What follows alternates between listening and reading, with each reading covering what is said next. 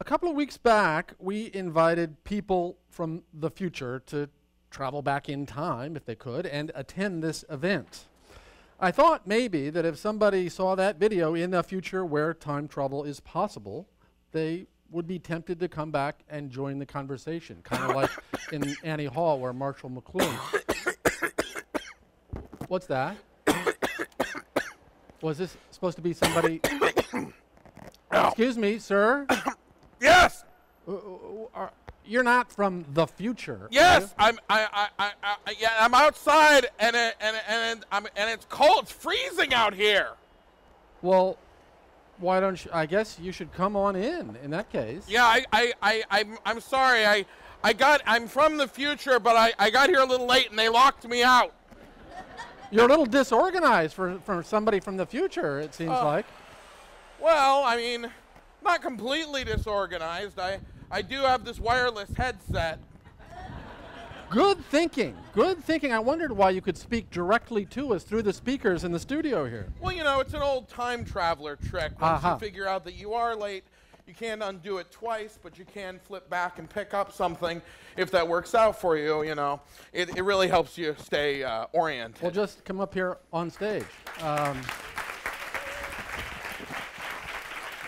Now, first of all, of course, I want to know exactly when in the future you're from. Well, it doesn't really work that way.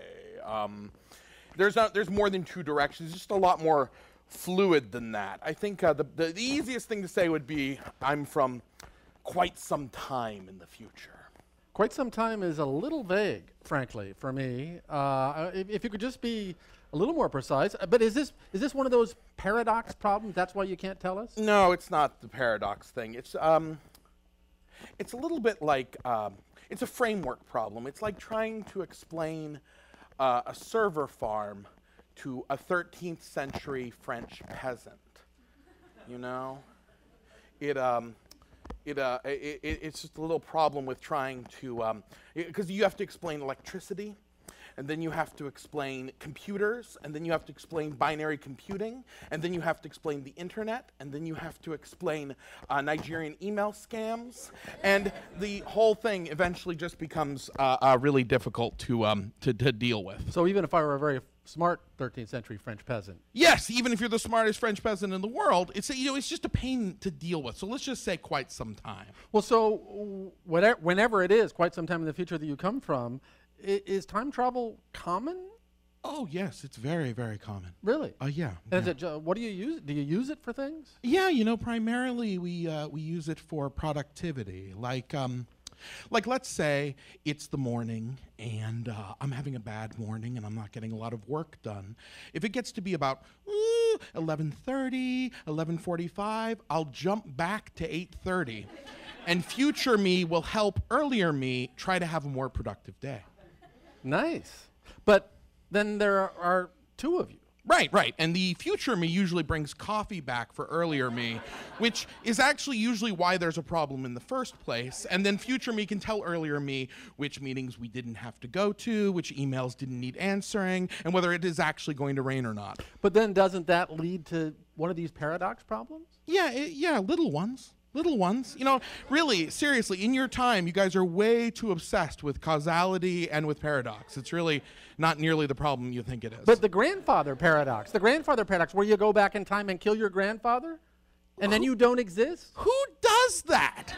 Seriously, who does that? Who goes back in time and kills their You know, people who do that have a way of removing themselves from the gene pool. Well, so can you tell us, I don't see anything out here on the street where you came in.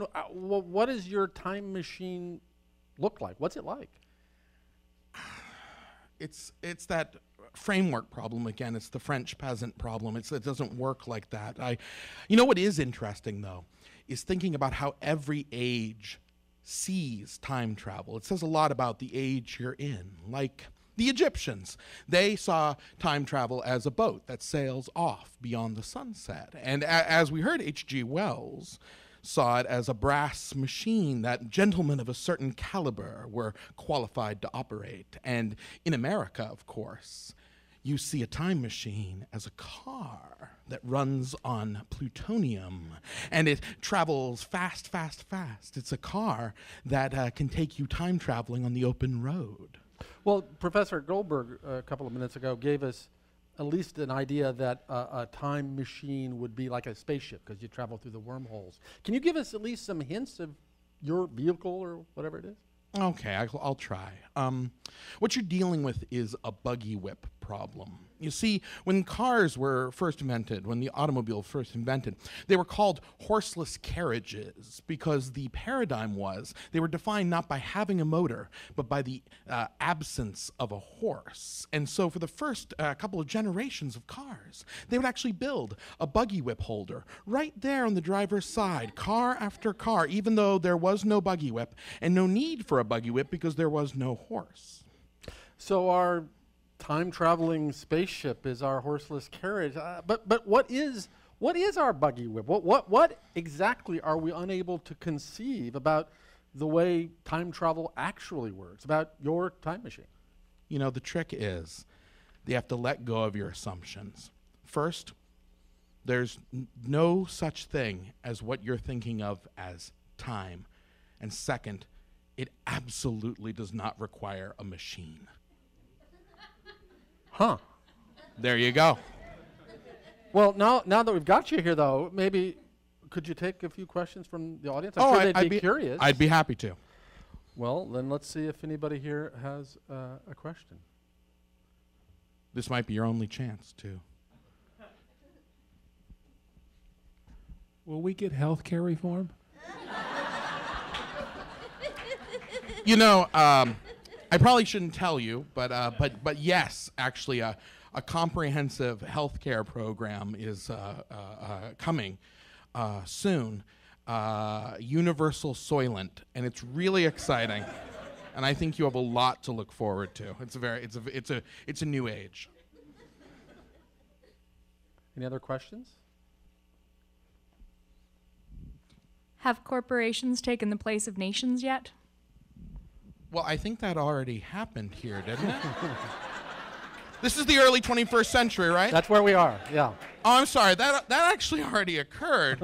You may not have noticed, and most of your media, which aren't really covering the news anymore, may not have reported it, but I think that was like late in the last decade. Thank you, Mike Daisey, for joining us from the future.